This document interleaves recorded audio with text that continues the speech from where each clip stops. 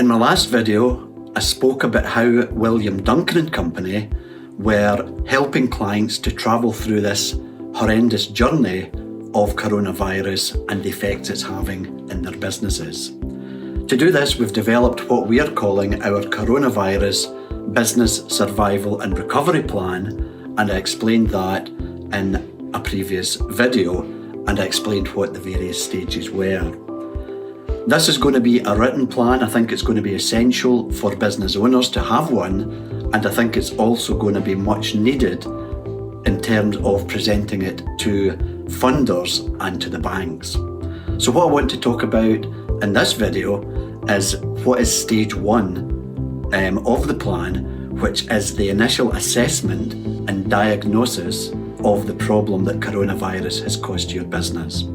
Now that might be not very much, it might be complete closure, which is quite easy to assess, or it might be something in between, which is a bit more difficult to assess, but you've got to know what the initial effects are before we can move on to the next stage.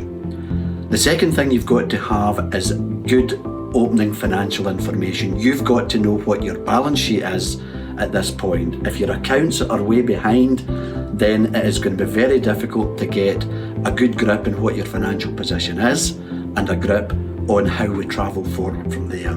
So you've got to make sure that your financials are bang up to date. At this point, you've also got to get a grip of what government initiatives will be relevant to you and what will be available to your business. There's plenty online in terms of what all those initiatives are, and we have also provided and drawn up our own help sheet, but you've got to understand what those initiatives are, how it can help your business, and more so, what are the timings of the cash that could potentially flow from that assistance. I think in all of this as well, at the initial stage, you've got to understand that cash is going to be king throughout this process, and initially you've got to preserve cash within your business.